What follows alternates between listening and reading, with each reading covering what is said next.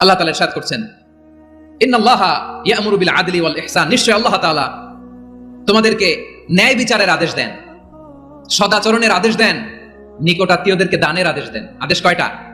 আওয়াজ করে সবাই বলুন তো কয়টা? নিশ্চয় আল্লাহ তাআলা তোমাদেরকে ন্যায় বিচারের আদেশ দেন, সদাচরণের আদেশ দেন, তিনি তোমাদের নিকটাত্মীয়দেরকে দানের আদেশ দেন, আর তিনি তোমাদেরকে অশ্লীলতা থেকে নিষেধ করেন, মন্দ কাজ থেকে নিষেধ করেন, অবাধ্যতা সীমা লঙ্ঘন থেকে নিষেধ করেন। তিনি তোমাদেরকে উপদেশ দেন যাতে তোমরা শিক্ষা গ্রহণ করো। সুবহানাল্লাহ। উপদেশ দিচ্ছে স্বয়ং কে? তিনটা জিনিসের আদেশ। ইয়া'মুরু বিল আদল, সুবিচার ন্যায় বিচারের আদেশ তিনি দেন। ইহসানের আদেশ দেন, যাতে আমরা ইহসান করি, একে অপরের প্রতি সুবিচার করি, মহানুভবতা দেখাই, অনুগ্রহ দেখাই, আর নিকট আত্মীয়দেরকে যেন আমরা দান করি। এই তিনটা আদেশ তিনি দিয়েছেন। আর কোন তিনটা জিনিস থেকে তিনি বারণ করেছেন? অশ্লীলতা, ফাহশা, মুনকার, মানে সব মন্দ আর অসৎ কাজ, এগুলো থেকে তিনি আমাদেরকে বারণ করেন। ওয়াল বাগি, অবাধ্যতা, সীমা লঙ্ঘন, এই তিনটা কাজ থেকে তিনি আমাদেরকে বারণ করেন। তিনি আমাদেরকে উপদেশ দেন, স্বয়ং আল্লাহ তাআলা আমাদেরকে উপদেশ দেন যাতে করে আমরা শিক্ষা গ্রহণ করি। সুবহানাল্লাহ পড়ে। তাহলে আসুন আমরা ধরে ধরে একটা একটা করে সামনের দিকে আগাই। আল্লাহ তাআলা প্রথমে আমাদেরকে আদেশ দিয়েছেন আদালের। ইন্নাল্লাহা ইয়া'মুরু বিল আদল, আওয়াজ করে বলুন আল আদাল। সবাই পড়ুন আল আদাল। আমরা উর্দু জানি, হিন্দি জানি, অনেকে ইংরেজিও জানি, কিন্তু আরবি শব্দগুলো আমাদের মুখ দিয়ে বেরোতে চায় না। আওয়াজ করে বলুন আল আদাল। মাশাআল্লাহ। ইন্নাল্লাহা ইয়া'মুরু বিল আদল, আল্লাহ তাআলা আমাদেরকে আদলের আদেশ দেন। আদল অনেকে না বুঝলেও আদালত শব্দটা বুঝবেন। আদালত, আদালত, আদালত বুঝেন না? যেখানে বিচার কার্যের ফয়সালা করা হয়, কোর্ট কাচারি আদালত, এটা তো ভেরি কমন। এটা শুনছেন না সবাই? আদালত, যেখানে ন্যায় বিচার হবে, সুশাসন হবে। কিন্তু ভাগ্যের কি নির্মম পরিহাস, ওখান থেকে মিথ্যা সাক্ষী দিয়ে মনমতো রায় দিয়ে দেওয়া হয়। এগুলোর পরিবর্তন হওয়ার দরকার আছে না নাই? প্রিয় ভাইয়েরা, আদালত, আল আদল, ইংরেজিতে বলে জাস্টিস, ন্যায় বিচার, সুবিচার, সুশাসন, জাস্টিস, আল আদল। সব জায়গায় এই জাস্টিস থাকা দরকার। Justice should be prevail in the society. The mission of all prophet was two uphold the justice. সব নবীর মিশন ছিল এই জাস্টিসকে, আদালকে, সুশাসন আর সুবিচারকে নিশ্চিত করা। পড়েন সুবহানাল্লাহ। And the core message of every divine scripture was to uphold justice.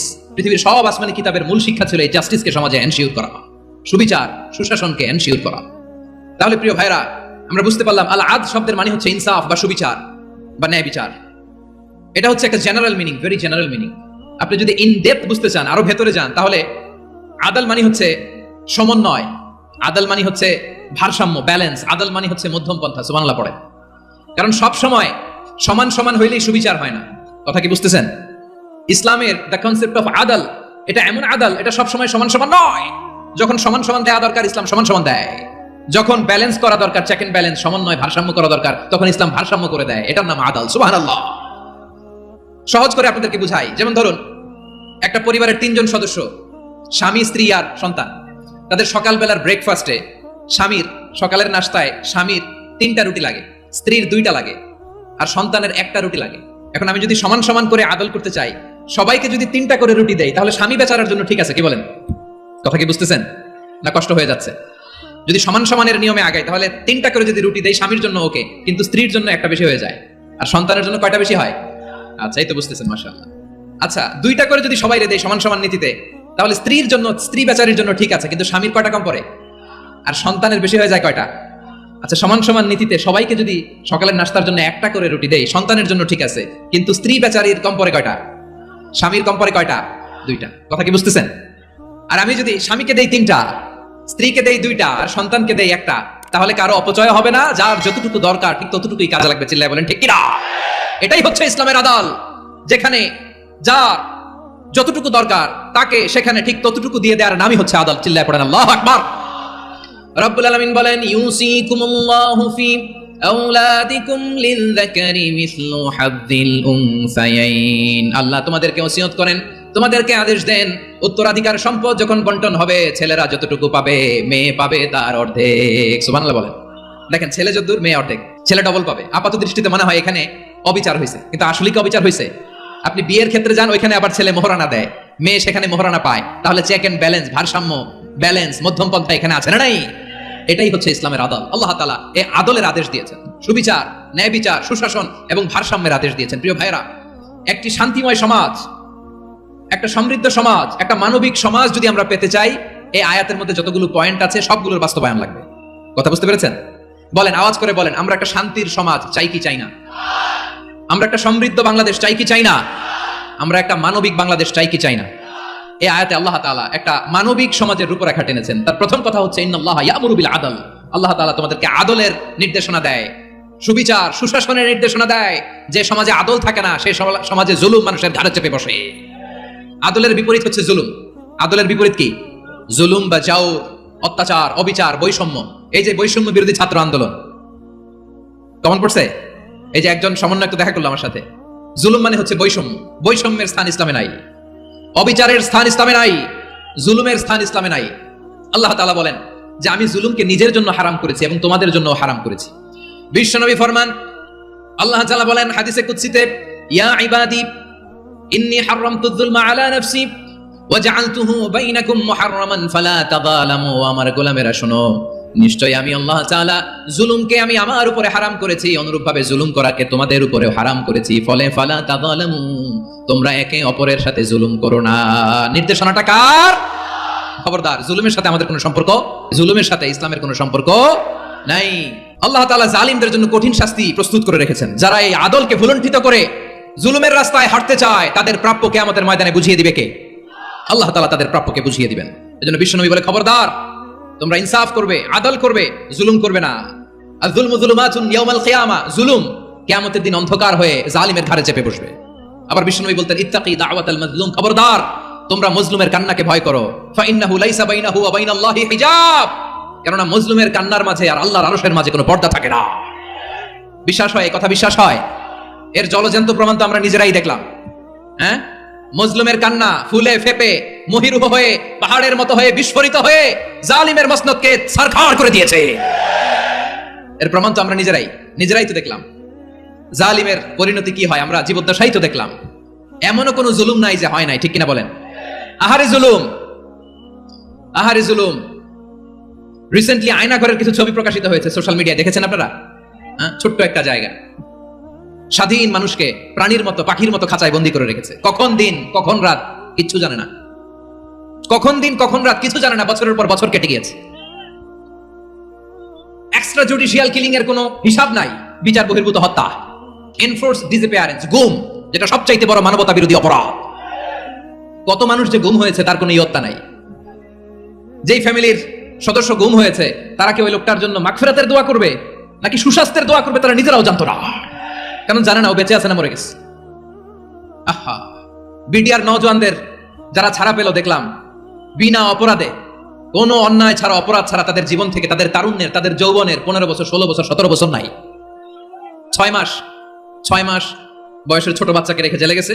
6 মাসের মেয়ে বের হয়ে দেখে মেয়ের বয়স 17 বছর। মেয়ে বাবারে চিনে না, বাবা মেয়েরে চিনে না। মেয়েকে এখন বিয়ে দিয়ে আরেক ছেলের হাতে তুলে দিবে। মেয়ের শৈশব বাবা দেখে নাই, মেয়ের কৈশোর বাবা দেখে নাই, মেয়ের তারুণ্য দেখে নাই। আরেক যুবককে দেখলাম 14 দিনের সংসার, 2 সপ্তাহের সংসার শেষে জেলে গেছে। কত যুবকের যে স্ত্রী চলে গিয়েছে ফ্যামিলি ছেড়ে, কারণ জানে না তো কবে আসবে, কি হবে, কেউ জানতো না। দাম্পত্য জীবনের মাত্র 14 দিনের স্মৃতি, এই স্মৃতিকে আঁকড়ে ধরে এক বোন 16টা বছর 17টা বছর কাটিয়ে দিয়েছে। আমি নিউজটা দেখে ভাবলাম, আমার এই বোনের প্রতিটি দিন কিভাবে কেটেছে, প্রতিটি রাত কিভাবে কেটেছে, প্রতিটি ক্ষণ কিভাবে কেটেছে। বিশ্বনবী বলেছেন, ইত্তাকি দাওয়াতাল মাজলুম ফা ইন্না লাইসা বাইনাহু ওয়া বাইনাল্লাহি হিজাব, মাজলুমের কান্নাকে ভয় করো, কারণ মাজলুমের কান্না আর আল্লাহর মাঝে কোনো পর্দা থাকে না। আমরা আর এরকম কোন জুলুম বাংলাদেশে দেখতে চাই না, জোরে বলেন ঠিক কিনা? আর কেউ নতুন করে জালিম হোক আপনারা চান? আবার নতুন করে কেউ ফ্যাসিস্ট হোক আপনারা চান? এক দল আরেক দলকে নিশ্চিহ্ন করার রাজনীতিতে মেতে উঠুক এটা আপনারা চান? আমরা বাংলাদেশকে আদল দিয়ে সাজাতে চাই। আমরা এই 56,000 বর্গ মাইলের প্রতিটা ইঞ্চি মাটিকে কোরআনের আইন দিয়ে সাজাতে চাই। রাজি আছেন আপনারা? কারা কারা রাজি দেখান হাত তুলে আল্লাহকে।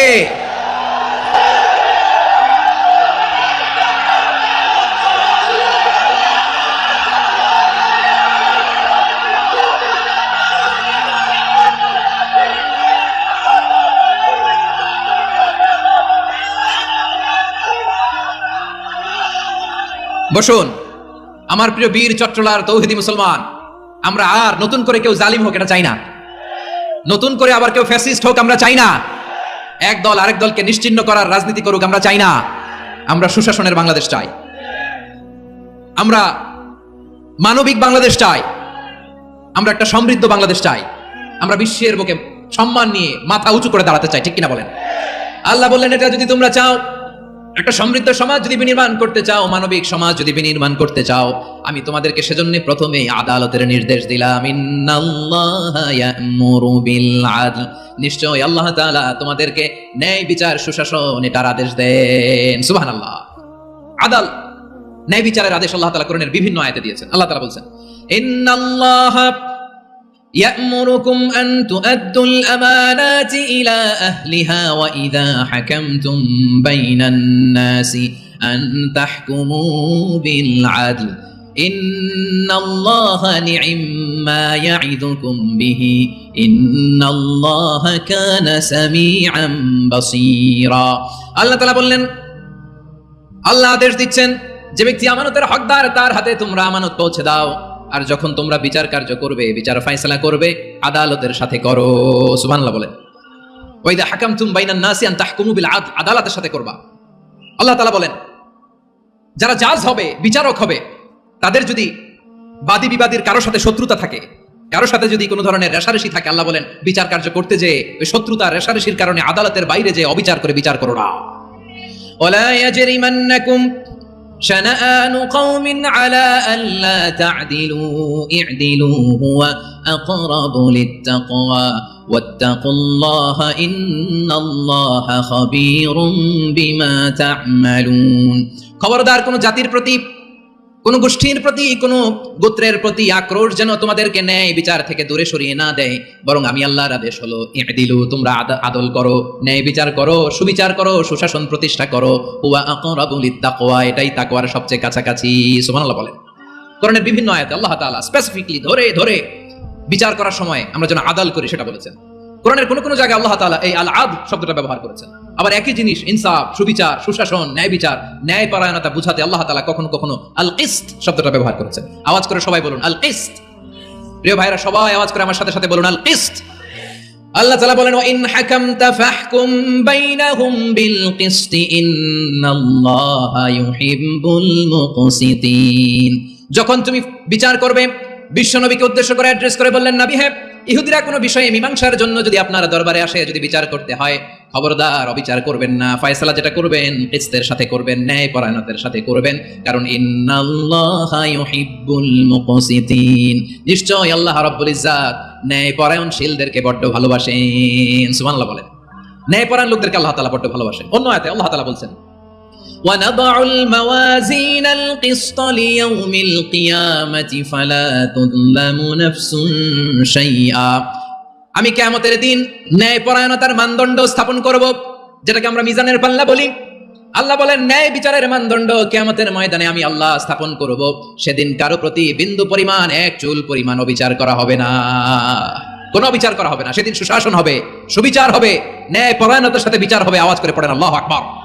তাহলে প্রিয় ভাইরা, যে তিনটি বিষয়ে আল্লাহ তাআলা আমাদেরকে আদেশ দিয়েছেন, তার প্রথমটা হচ্ছে আদালত, ইনসাফ, সুবিচার, ন্যায় বিচার। এটা আমরা চাই কি চাই না? বিশ্বনবী ন্যায় বিচার, ন্যায়পরায়ণতা, সুশাসন প্রতিষ্ঠিত করেন কি করেন নাই? আপনারা বিশ্বনবীর সিরাত যারা পড়েছেন, আপনি দেখবেন বিশ্বনবীর সিরাতের পরতে পরতে, বাকে বাকে, সিরাতের বাকে বাকে এই আদালতের নমুনা মেলে। সুবহানাল্লাহ বলেন। ছোট্ট একটা নমুনা রাসূল সাল্লাল্লাহু আলাইহি ওয়াসাল্লামের আসিরা আল আতরা থেকে ছোট্ট একটা নমুনা আপনাদের খেদমতে এখানে উপস্থাপন করি। বিশ্বনবী সাল্লাল্লাহু আলাইহি ওয়াসাল্লাম মক্কা বিজয় করলেন 8ম হিজরিতে। মক্কা বিজয় শেষে তিনি কয়েক সপ্তাহ মক্কাতে অবস্থান করলেন। ইন দ্য মিন টাইম মক্কার একটা ভেরি প্রেস্টিজিয়াস এন্ড ডিগনিফাইড ফ্যামিলির নারী চুরিতে ধরা পড়লো। কিসে ধরা পড়লো? সবাই বলেন কিসে? আমাদের সমাজে আসেনি এটা? আছে? ছোট না বড়? হ্যাঁ, হিসাব করে শেষ করা যায় না। 3.25 লাখ কোটি টাকা নাই উন্নয়ন প্রকল্পের নামে। উন্নয়ন প্রকল্পের নামে 3.25 লাখ কোটি টাকা নাই। 3.25 লাখ কোটি টাকা লিখতে পারবেন আপনি? একটা না লিখতে পারবেন? বুঝতেছেন কত বড় সংখ্যা? বনু মাখজুমিয়া গোত্রের এক নারী মক্কায় চুরিতে ধরা পড়লো। বলেন তো চুরি করলে বিধান কি? কি কাটতে হবে? চুরির বিধান হলো হাত কেটে দাও। দাও সেটা গোপনে নয়, প্রকাশ্যে জনসম্মুখে হাত কেটে দাও। বনু মাখজুমিয়া গোত্রের নারী যখন চুরিতে ধরা পড়লো, সাহাবারা চিন্তায় পড়ে গেলেন। সবেমাত্র মক্কার লোকেরা কালিমা পড়ে মুসলমান হয়েছে, ইসলামের আইন কানুন তেমন জানে না, ইসলামী শরিয়ার সাথে বেশি পরিচিত নয়। এখনো যদি বিশ্বনবী চুরির যেই বিধান এটা যদি কায়েম করে হাত যদি কেটে দেয়, না জানি মক্কার লোকেরা আবার বিগড়ে যায়, না জানি মক্কার লোকেরা আবার মুরতাদ হয়ে যায়, না জানি মক্কার লোকেরা ইসলাম থেকে দূরে সরে যায়। চলো চলো সাহাবীরা মিলে পরামর্শ করলেন, চলো বিশ্বনবীর কাছে যেয়ে বলি, ও নবী, শুধু কেবলমাত্র একমাত্র এই নারীর জন্য চুরির হাত কাটার বিধানটা আপনি একটু থামিয়ে দেন। চুরির হাত কাটার যে বিধান এখানে একটু রহিত করে দেন, বাকিগুলা কইরেন মদিনাতে যে চলবে, কিন্তু মক্কা এবারের জন্য মাফ করে দেন। কিন্তু কে বলবে? এই যে পরামর্শ, সাজেশন, এটা কে দিবে বিশ্বনবীর কাছে? সাহাবারা চিন্তায় পড়ে গেলেন। আল্লাহর নবীর সামনে দাঁড়িয়ে আল্লাহর দেয়া হুদুদ, আল্লাহর দেয়া বিধান থামিয়ে দেওয়া, মাফ করে দেওয়া, এই কথা বিশ্বনবীর সামনে বলার সাহস তো কেউ রাখে না। কেউ কেউ বলল, বিশ্বনবীর পালক পুত্র যায়েদ বিন হারেসার সন্তান উসামারে বিশ্বনবী নাতির মতো আদর করে, বড্ড বেশি ভালোবাসে উসামারে। এজন্য সাহাবারা উসামাকে বলতো হিব্বু রাসূলিল্লাহ, বিশ্বনবীর ভালোবাসা। কি বলতো? সাহাবীরা বললেন, বিশ্বনবীর ভালোবাসা হিব্বু রাসূলিল্লাহ, উসামারে পাঠাও। উসামারে বিশ্বনবী নাতির মতো স্নেহ করে, মায়া করে, ভালোবাসে। আমরা পারবো না, উসামা পারবে। সবাই মিলে ফুলিয়ে ফুসিয়ে উসামাকে, ছোট্ট উসামাকে রাজি করালো। উসামা, এমন এমন কথা যে তুমি বিশ্বনবীর কাছে বলতে হবে, পারবা নাকি? উসামা বলে, পারবো। সাইয়েদনা উসামা রাদিয়াল্লাহু তাআলা আনহু তরুণ সাহাবী বিশ্বনবীর কাছে গেলেন, যে বললেন, নবী, বনু মাখজুমিয়া গোত্রের এক নারী চুরিতে ধরা পড়েছে, এবারের জন্য কি এই মহিলাটারে মাফ করে দিলে হয় না? এবারের জন্য একটু ক্ষমা করা যায় না নবী? বিশ্বনবী বলেন, আতাশফাউ ফি হাদ্দিন মিন হুদুদিল্লাহ, তোমার এত বড় সাহস উসামা, তুমি আল্লাহর হাত, আল্লাহর দেয়া বিধান, এটার ব্যাপারে সুপারিশ করতে এসেছো? তোমরা কি জানো তোমাদের আগে যত কওম, যত গোত্র, যত জনপদ ধ্বংস হয়েছে তার কারণ ছিল তাদের মধ্যে গরিবরা অন্যায় করলে তারা বিচার করত, আর ধনীরা অন্যায় করলে তারা মাফ করে দিত। খবরদার! ওয়া আইমুল্লাহ লাউ আন্না ফাতিমাতা বিনতি মুহাম্মাদিন সারাকাত লাকাতা মুহাম্মাদুন ইয়াদাহা। বিশ্বনবী বললেন, আরে ওসামা, বানু মাখজুমিয়ার ওই প্রেস্টিজিয়াস এন্ড ডিগনিফাইড ফ্যামিলির মেয়ে তো দূর কি বাত, অনেক দূরের কথা। জেনে রেখো ওসামা, আমার কলিজার টুকরা, নয়নের পুটুলি ফাতেমাও যদি মক্কার জমিনে আজকে এই চুরির দায়ে ধরা পড়তো, আমি বিশ্বনবী মুহাম্মদুর রাসূলুল্লাহ ধরে ফাতেমার ডান হাতটা কেটে দিতে এক বিলম্ব দেরি করতাম না। ইন্নাল্লাহা ইয়া'মুরু বিল আদল, আমাদেরকে জাস্টিস শিখায় পশ্চিমারা, আমাদেরকে ইনসাফ শিখায়, আমাদেরকে সুশাসন শিখায়। আর ইনসাফ, সুশাসন, ন্যায় বিচার, সুবিচার, জাস্টিস কারে বলে বিশ্বনবীর বায়োগ্রাফি থেকে জেনে নাও। এই ছিল বিশ্বনবী ইসলামের আদালতের নমুনা। আপনি যদি সাইয়েদনা ওমর ফারুকের জীবনের দিকে তাকান, এমন কঠোর, এমন বীর সেনানী ছিলেন। সাইয়েদনা ওমর ফারুক যদি রাস্তার এই মাথা দিয়ে হাঁটা শুরু করতেন, শয়তান ওমর ফারুককে দেখলে ওই রাস্তা রেখে দিয়ে অন্য রাস্তা দিয়ে হাঁটতো। সুবহানাল্লাহ। ওমর ফারুক রাদিয়াল্লাহু তাআলা কি পার্সোনালিটি ছিল, কি পার্সোনালিটি! আমাদের এলাকায় ছোট বাচ্চারা রাতে ভাত খেতে চায় না, আমার মেয়েটাও খেতে চায় না, এই এটা দিব, ওইটা দিব, আজকে মাহফিলে আসার সময় বলে দিছে লিস্ট করে এটা আনতে হবে। তো ছোট্ট বাচ্চাদের অনেক বায়না থাকে, ওরা রাতে খেতে চায় না। তো মায়েরা বিভিন্ন ভয় দেখায়, এই বাঘ আসবে, বাঘ আসবে খাও, এই ভূত আসবে, ভূত আসবে খাও। আপনারা কি বলেন চট্টগ্রামে? কি আসবে? হ্যাঁ, ভূত, ভূত, ভূত আসবে, বাঘ আসবে, খাও খাও খাও, তাড়াতাড়ি খাও। তো বাচ্চারা এগুলো শুনে ভয় খেতে শুরু করে। মদিনার জমিনেও একই ঘটনা ঘটতো। মদিনার ছোট্ট ছোট্ট সোনামণিরা খেতে চাইতো না, তো মায়েরা বলতো, হা হুয়া ইয়াতি উমর, হা হুয়া ইয়াতি উমর, ওই যে উমর আসতেছে, উমর। ওমর ফারুকের কথা শুনলে বাচ্চারা একেবারে ঠান্ডা। সুবহানাল্লাহ পড়বেন না? প্রভু তুমি বলেছ রাসূল দেবে না, বলনি দেবে না ওমর, বলনি দেবে না হামজা তারিক, খালিদ বিজয় সমর। প্রভু তুমি বলেছ রাসূল দেবে না, বলনি দেবে না ওমর, বলনি দেবে না হামজা তারিক, খালিদ বিজয় সমর। প্রভু তুমি বলেছ রাসূল দেবে না। আল্লাহু আকবার। ওমর ফারুক রাদিয়াল্লাহু তাআলা আনহু, ওনার কথা শুনলে গায়ের মধ্যে গুজবাম হয়, গায়ের পশমগুলো দাঁড়িয়ে যায়। সুবহানাল্লাহ বলেন। কি পার্সোনালিটি ছিল, কি ব্যক্তিত্ব ছিল! মুনাফিকরা ওমর ফারুককে জমের মতো ভয় পেতেন। শয়তান, খোদ শয়তান, শয়তান অন্য রাস্তা দিয়ে হাঁটতো। ওমর ফারুক রাদিয়াল্লাহু তাআলা আনহুর জীবনে যদি দেখেন, তাহলে সেখানে আপনি আদালতের, ইনসাফের, সুশাসনের, জাস্টিসের নমুনা দেখতে পাবেন। কয়টা শুনবেন? সাইয়েদনা ওমর ফারুকের রাদিয়াল্লাহু তাআলা আনহুর সন্তান আব্দুর রহমান মিশরে মদ খেয়ে মদ্যপ অবস্থায় ধরা পড়েছে। মদ খাওয়ার কারণে, মদ যদি কেউ পান করে আর যদি প্রমাণিত হয়, তার বিচার হলো 80 বেত। আওয়াজ করে বলেন, কয় বেত? বাংলাদেশেও তো এই আইন আছে নাকি? বাংলাদেশে আছে? হ্যাঁ, মদ খাইলে 80 বেত, এই আইন বাংলাদেশে চালু হোক। আমরা চাই কি চাই না? চাই সবাই। এজন্যই তো ইসলাম ভাল লাগে না। ইসলামকে ভাল লাগে না, ইসলামকে আউট করে রাখতে পারলেই তো এরকম বড় বড় বোতল খাওয়া যায়। একেবারে সহজ, পানির মতো সহজ, হিসাব একেবারে সহজ। ওমর ফারুক রাদিয়াল্লাহু তাআলা আনহুর ছেলে ভুল করে মদ পান করে ফেলেছিলেন। আব্দুর রহমান, ঘটনা ঘটেছে মিশরে। মিশরের গভর্নর তখন আমর ইবনে আস রাদিয়াল্লাহু তাআলা আনহু। আব্দুর রহমানের ভাই যে গভর্নরকে বলল, গভর্নর যদি একটু দয়া করেন, খলিফার ছেলে আমার ভাই আব্দুর রহমান মদ্যপ অবস্থায় ধরা পড়েছে, জনসম্মুখে যদি আপনি বেত্রাঘাত করেন, আমাদের প্রেস্টিজ থাকে না। যদি 80 বেত আপনি মারেন, আমার কোনো কথা নাই, কিন্তু ঘরের ভেতরে মারেন।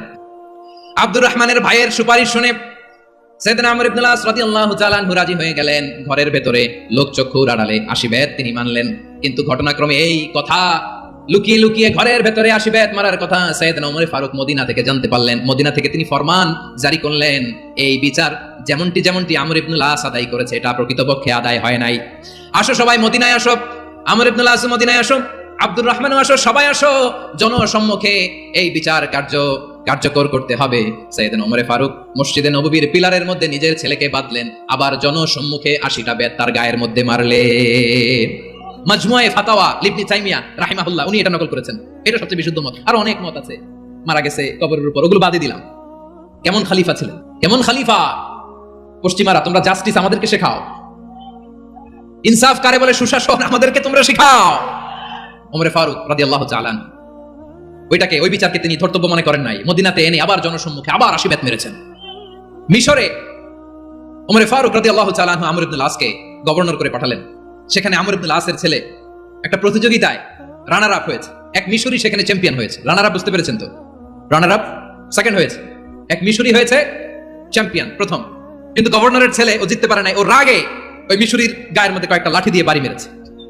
মিশরি যে মদিনাতে ওমর ফারুকের কাছে বিচার দিলেন, আপনার গভর্নরের ছেলে অন্যায়ভাবে আমার গায়ে হাত তুলেছে। সাইয়েদনা ওমর ফারুক আবার ফরমান জারি করলেন, আসো মদিনাতে আসো। মিশরীকে ডাকলেন, ওই মিশরের গভর্নর আমর ইবনে আস রাদিয়াল্লাহু তাআলা আনহুকে ডাকলেন, তার ছেলেকেও ডাকলেন। সবাই বসে রইল। আমর ইবনে আস রাদিয়াল্লাহু তাআলা আনহু মাথা নিচু করে বসে আছেন, লজ্জায় কাচুমাচু। হায় হায়, আজকে আমার ছেলের কারণে আমিরুল মুমিনিন খলিফাতুল মুসলিমিন ওমর ফারুকের কাছে আমি জনসম্মুখে লজ্জিত হচ্ছি। সাইয়েদনা ওমর ফারুক বললেন, এই নাও লাঠি, গভর্নরের ছেলে তোমার মাথার মধ্যে যতগুলো বাড়ি মেরেছে আজকে জনসম্মুখে তুমি অতগুলা বাড়ি মারো। মিশরি বলে, থাক, আপনি যে ডেকে আনছেন সবার সামনে এটা বলছেন, এতেই আমি খুশি। আল্লাহু আকবার, আপনার মহানুভবতা দেখে আমি খুশি, আর অপমানের দরকার নাই। ওমর ফারুক বলে, না, খবরদার, এই কথা মিশরি তুমি বলো না, মারো, যতগুলা বাড়ি মেরেছে মারো। বাধ্য হয়ে মিশরি আমর ইবনে আসের সামনে ওনার কলিজার টুকরা সন্তানের মাথার মধ্যে বাড়ি মারতে আরম্ভ করলেন। ঠিক যতগুলা বাড়ি গভর্নরের ছেলে আমর ইবনে আসের ছেলে মিশরীর গায়ে মেরেছিল, মাথায় মেরেছিল, মিশরি গুনে গুনে ততটা মারলেন। এই দৃশ্য দেখে ওমর ফারুক রেগে মেগে আগুন, রাগের চোটে রাগ সামলাতে না পেরে আর নিজেকে সামলাতে না পেরে মিশরীরে বললেন, ছেলেরে মারা শেষ হয়ে গেলে এবার বাবার টাক মাথার মধ্যে কয়েকটা বাড়ি মার। রাগের চোটে, আউট অফ অ্যাঙ্গার, রাগের চোটে যে আমার পাঠানো গভর্নর আমর ইবনে আস তার ছেলেকে কেন আদব তারবিয়া কেন শিক্ষা দিতে পারে না। ছেলেরে মারা হইলে এবার আমর ইবনে আসের মাথার মধ্যে দুইটা মারো। এটা রাগে বলেছেন, এটা শাস্তি হিসেবে না। সুবহানাল্লাহ পড়ে। তোমরা আমাদেরকে সুশাসন শিখাও, আমাদেরকে সুশাসন শিখাও। বিশ্বনবী বলেন, আদালত এটা যেন তেন বিষয় না, এটা দিয়েই মানবিক সমাজ গড়তে হবে। আল্লাহ তাআলা কিয়ামতের কঠিন ময়দানে যেদিন স্বামী স্ত্রীকে চিনবে না, স্ত্রী স্বামীকে দেখে পালিয়ে যাবে, বন্ধু বন্ধুরে চিনবে না, পীর সাহেব মুরিদরে চিনবে না, মুরিদ পীর সাহেবরে চিনবে না, দলের কর্মী তার নেতা চিনবে না, নেতা তার কর্মীরে চিনবে না, বন্ধু বন্ধুরে দেখে পালাবে। এই কঠিন মুহূর্তে সূর্যটা মাথার কাছে চলে আসবে, জমিনটা তামার জমিন হবে, আজকের জমিনের মতো নয়। মানুষ ঘর্মাক্ত, ক্লান্ত, শ্রান্ত মাথার মগজগুলো কানের ছিদ্র আর নাকের ছিদ্র দিয়ে বেয়ে বেয়ে পড়বে। বিশ্বনবী ফরমান, কিয়ামতের ওই কঠিন ময়দানে 7 শ্রেণীর ব্যক্তিকে রব্বুল আলামিন তার আরশের নিচে ছায়া দিবেন। তার মধ্যে প্রথম শ্রেণীর ব্যক্তি হলো ইমামুন আদিল। ইমামুন আদিল, ন্যায়পরায়ণ শাসক, যে ইনসাফের সাথে বিচার করে, যে জাস্টিস সমাজে সার্ভ করে, যে সুশাসন নিশ্চিত করে, ওই ইমামুন আদিল। আদিল শব্দটা বুঝছেন না? ইন্নাল্লাহা ইয়া'মুরু বিল আদল, পাইছেন? আদিল। 7 শ্রেণীর ব্যক্তিকে আল্লাহ তাআলা সুশীতল আরশের নিচে ছায়া দিবেন, যেদিন তার দেয়া ছায়া ছাড়া কোনো ছায়া থাকবে না। এর প্রথম হচ্ছে ইমামুন আদিল, ন্যায়পরায়ণ শাসক। চিল্লায় বলেন সুবহানাল্লাহ। আবার বিশ্বনবী বললেন, ইন্নাল মুকসিতিনা ইনদাল্লাহি আলা মানাবিরা মিন নূর আন ইয়ামিনির রহমান। কিয়ামতের দিন যারা ন্যায়পরায়ণ হিসেবে আল্লাহর সামনে দাঁড়াবে, কিয়ামতের দিন রব্বুল আলামিন তার আরশের ডান দিকে ওই ন্যায়পরায়ণ লোকদের জন্য আরশের ডান দিকে একটা নূরের মিম্বারে তাদেরকে বসার সুযোগ করে দিবে। আল্লাহর আরশের ডান দিকে ন্যায়পরায়ণ লোকদের জন্য আল্লাহ তাআলা নূরের মিম্বার বানাবে। চারটেখানি কথা মনে করেছেন? আল আদাল, জাস্টিস, ইন্নাল্লাহা ইয়া'মুরু বিল আদল। আল্লাহ তাআলা এই আদালতের নির্দেশনা দেয়, সুবিচার, সুশাসন। প্রিয় ভাইরা, এটা আমরা বাংলাদেশে চাই কি চাই না? এই যে অরাজকতা, এই যে অন্যায়, এই যে জুলুম, এই যে ইনকনসিস্টেন্সি সমাজের অসঙ্গতির প্রধান কারণ জাস্টিস নাই, সুবিচার নাই, সুশাসন নাই। শেষবারের মতো আওয়াজ করে বলেন তো, আমরা বাংলাদেশে আদল চাই কি চাই না? তাহলে প্রথম নির্দেশনা শেষ, আল্লাহ তাআলা তোমাদেরকে আদলের আদেশ দেন। এরপর আল্লাহ বললেন, আমি তোমাদেরকে ইহসানের আদেশ দেই। ইন্নাল্লাহা ইয়া'মুরু বিল আদলি ওয়াল ইহসান। আমি তোমাদেরকে যেমনি আদলের নির্দেশনা দেই তেমনি ভাবে তোমাদেরকে ইহসানের নির্দেশনা দেই। ইহসান, আওয়াজ করে সবাই বলেন তো ইহসান। সবাই বলেননি, সবাই বললে এতটুকু আওয়াজ হবে আমি বিশ্বাস করি না। আওয়াজ করে বলুন আল ইহসান। ইহসান মানে কারো প্রতি সফট হার্টেড হওয়া, মহানুভব হওয়া, অনুগ্রহ পরায়ণ হওয়া, অনুগ্রহশীল হওয়া, একে অপরের প্রতি দয়াদ্র হওয়া। একে অপরের প্রতি দয়াদ্র অনুগ্রহশীল হওয়া ছাড়া মানবিক সমাজ কঠিনকালে গঠন করা সম্ভব না। প্রিয় ভাইরা, সুন্দর আচরণ দিয়ে, ইহসান দিয়ে যা জয় করা যায়, নরম আচরণ দিয়ে যেটা অর্জন করা যায়, কঠোরতা দিয়ে সেটা পারা যায় না। বিষ্ণু ঈসা ইসলাম ইহসান দিয়ে, কোমল আচরণ দিয়ে, তার অনুগ্রহ দিয়ে তিনি অনেক কাফিরের হৃদয়কে জয় করে ফেলেছেন। সাইয়েদনা সুমামা ইবনে উসাল রাদিয়াল্লাহু তাআলা আনহুর কথা মনে পড়ে যায়। তিনি ছিলেন ইয়ামামার বাদশা। মদিনাতে বিশ্বনবীকে হত্যা করার নিয়তে এসেছিলেন। গোপনে গোপনে বিশ্বনবীকে হত্যা করে আবার ইয়ামামাতে তিনি ফিরে যাবেন। কিন্তু কি অবাক করা কাণ্ড, হত্যা করতে পারে নাই, সাহাবাদের হাতে তিনি ধরা পড়ে গেলেন। সাইয়েদনা সুমামা ইবনে উসাল রাদিয়াল্লাহু তাআলা আনহু হত্যার নিয়তে আসলেন, কিন্তু হত্যা করতে পারলেন না। সাহাবারা ওনাকে ধরে ফেললেন, ধরে মসজিদে নববীর পিলারের মধ্যে বেঁধে রাখলেন। সুমামা ইবনে উসাল, সিরাত থেকে শুনি, সিরাত থেকে শোনাচ্ছি রাদিয়াল্লাহু তাআলা আনহু ইয়ামামার অধিপতি ছিলেন। ইয়ামামা বিশ্বনবীকে হত্যার জন্য আসছেন, ধরা পড়ে গেছেন, এখন মসজিদে নববীতে বেঁধে রাখছে, তার মানে বন্দী। এখন স্ট্যাটাস কি? বন্দী, ক্যাপটিভ। বিষ্ণু ঈসা ইসলাম সাহাবাদেরকে বললেন তার খোঁজ খবর নিও, সুমামা ইবনে উসালের খোঁজ খবর নিও। সাহাবারা বলেন ইয়া রাসূলুল্লাহ, আপনাকে হত্যা করতে এসেছে, তার তো কঠিন ক্যাপিটাল পানিশমেন্ট হওয়া দরকার, কঠিন শাস্তি হওয়া দরকার। বিশ্বনবী বললেন না, আমি যেটা জানি তোমরা সেটা জানো না, তোমরা সুমামার সাথে ভালো আচরণ করো। বিশ্বনবী সুমামার কাছে গেলেন। প্রথম দিন যে তিনি কালেমার দাওয়াত দিলেন, ইমানের দাওয়াত দিলেন, ইসলামের দাওয়াত দিলেন, রিসালাতের দাওয়াত দিলেন, আখিরাতের দাওয়াত দিলেন। পরের দিন যে বিশ্বনবী সালাতের দাওয়াত দিলেন, যাকাতের দাওয়াত দিলেন, ইসলাম কি, কিভাবে, কেমন করে পালন করতে হয় চমৎকার আর্টিকুলেট করতে শুরু করলেন। তন্ময় হয়ে সুমামা ইবনে উসাল রাদিয়াল্লাহু তাআলা আনহু বিশ্বনবীর কথাগুলো শুনতে আরম্ভ করলো। একদিন নয়, দুই দিন নয়, টানা 3 দিন বিশ্বনবী সুমামার কাছে ইসলামকে প্রেজেন্ট করেছেন, উপস্থাপন করেছেন। আওয়াজ করে বলেন কয় দিন? 3 দিন। 3 দিন মসজিদে নববীতে বাঁধা। আর সাহাবীদেরকে বললেন তার খোঁজ খবর নিও, তোমরা যে রুটি বানাও এর মধ্যে সবচেয়ে ভালো আটার রুটিটা তারে দিও, সবচেয়ে রিফাইন্ড খেজুর যেটা পিওর খেজুর এটা তারে দিও। আর বিশ্বনবী নিজের ওট থেকে দুধ দহন করে ওনার বাড়ির এক কর্মচারীকে বলেছেন দুধ দহন করে সুমামার জন্য নিয়ে যেও। সুবহানাল্লাহ পড়বেন না? সবাই তো অবাক, ইয়ামামা থেকে আসছে নবীকে হত্যা করতে, বিশ্বনবী দেখে তারে জামাই আদর করে, তাকে মজার মজার খাবার দিও, দুধ দিও, আদর আপ্যায়ন করো। একদিন নয়, 2 দিন নয়, টানা 3 দিন বিশ্বনবী এভাবে সুমামার কাছে যেয়ে ইসলামকে প্রেজেন্ট করতে আরম্ভ করলেন, ইসলামকে উপস্থাপন করতে শুরু করলেন, আর তাকে চমৎকার এন্টারটেইনমেন্ট আপ্যায়ন দিতে আরম্ভ করলেন। টানা 3 দিন যখন ইসলামের দ্য বিউটিজ অফ ইসলাম, ইসলামের সুমহান বাণী সৌন্দর্য তার কাছে উপস্থাপন শেষ, বিশ্বনবী বললেন সাহাবাদেরকে যাও এবার সুমামার হাতের পায়ের রশি দুটো খুলে দাও। সাহাবারা বললেন ইয়া রাসূলুল্লাহ, কি বলেন আপনি? ও তো হত্যাকারী, সুযোগ পায় নাই, আপনারে মারতে পারে নাই, ছেড়ে দিলে আবারও আপনার উপর তলোয়ার নিয়ে ঝাঁপিয়ে পড়বে। নবী এই সিদ্ধান্ত আপনি নিতে যাবেন না। বিশ্বনবী বললেন যেটা বলেছি সেটা করো, সুমামার রশিগুলো ছেড়ে দাও, সুমামার হাতে পায়ের রশিগুলো যে তোমরা খুলে দাও। সাহাবারা তর্ক জুড়ে দিলেন, লা ইয়া রাসূলুল্লাহ, এমনটা করবেন না তো, ভয়ঙ্কর ভয়ঙ্কর খুনি, কি জানি কি হয়ে যায়। বিশ্বনবী বললেন না, তার হাতে পায়ের রশিগুলো খুলে দাও। সাহাবারা বিশ্বনবীর কথা মতো তার হাতে পায়ের রশিগুলো খুলে দিল। সুমামা মুহূর্তের মধ্যে মসজিদে নববী থেকে বের হয়ে ইয়ামামায় ফিরে না যে মসজিদে নববীর পাশে একটা খেজুর বাগান ছিল সেখানে চলে গেলেন। সেখানে একটা ছোট্ট কুয়া ছিল, কুয়ার পানি দিয়ে তিনি গোসল করলেন। সুবহানাল্লাহ পড়েন। কুয়ার পানি দিয়ে গোসল করে মসজিদে নববীর সামনে এসে বিশ্বনবী এবং সাহাবাদের সামনে দাঁড়িয়ে সাব্বাবা উঁচু করে বললেন আশহাদু আল্লা ইলাহা ইল্লাল্লাহ ওয়া আশহাদু আন্না মুহাম্মাদান আবদুহু ওয়া রাসূলুহু। আল্লাহু আকবার। আমি সাক্ষ্য দিচ্ছি আল্লাহ ছাড়া কোনো ইলাহ নাই, আর মুহাম্মদ আল্লাহ তাআলার প্রেরিত বান্দা এবং রাসূল। প্রিয় ভাইরা, ইহসান দিয়ে যা জয় করা যায়, কঠোরতা দিয়ে সেটা কঠিনকালেও জয় করা যায় না। আওয়াজ করে বলেন ঠিক কি না? এবার সুমামা দাঁড়িয়ে বলে, ওগো নবী, আমি তো কালিমা পড়ে মুসলমান হয়ে গেলাম, এবার শোনেন, এই মুহূর্তের আগে আপনার চেহারার চাইতে নিকৃষ্ট কোনো চেহারা আমার কাছে ছিল না, কিন্তু শাহাদা পাঠ করার পরে আপনার চেহারার চাইতে উত্তম শ্রেষ্ঠ কোনো চেহারা আমার কাছে আর নাই। ও নবী, আজকের দিনের আগে ইসলাম ধর্মের চেয়ে নিকৃষ্ট অপছন্দনীয় কোনো ধর্ম আমার কাছে ছিল না, কিন্তু এই মুহূর্ত থেকে ইসলামের চেয়ে সেরা শ্রেষ্ঠ পছন্দনীয় কোনো ধর্ম আমার কাছে নাই। নবী গো, আজকের দিনের আগে মদিনার চাইতে অপছন্দনীয় নিকৃষ্ট কোনো শহর আমার কাছে ছিল না, কিন্তু এই মুহূর্তের পর থেকে মদিনার চাইতে কোনো শ্রেষ্ঠ শহর আমার জানা নাই। সে ছিল গমের বড় ডিলার, গম বেচতো। কি বেচতো? তার গম কিনে মক্কার লোকেরা রুটি খাইতো। সে ঘোষণা দিল, আজকে থেকে মক্কাবাসীদের জন্য সব গম আমি হারাম করে দিলাম, মক্কাবাসী এখন না খেয়ে মরে। সুবহানাল্লাহ পড়বেন না? মক্কাবাসী বিশ্বনবীর কাছে আসলেন, এসে বললেন, মুহাম্মদ, আমরা তো তোমার ভাই, তোমার চাচা, তোমার ভাতিজা, তোমার আত্মীয়, তুমি সুমামারে বলো সে যেন আবার গমের সাপ্লাই মক্কার জন্য অনুমতি দিয়ে দেয়। বিশ্বনবীর অনুমতি ক্রমে সুমামা আবার মক্কাতে গম পাঠাতে শুরু করলো। পড়েন সুবহানাল্লাহ। ইহসান, ইহসান দিয়ে আপনি যেটা জয় করতে পারবেন, you can win the heart of your enemies. ইহসান দিয়ে আপনি আপনার শত্রুর হৃদয়কে জয় করতে পারবেন। আওয়াজ করে বলেন ঠিক কিনা?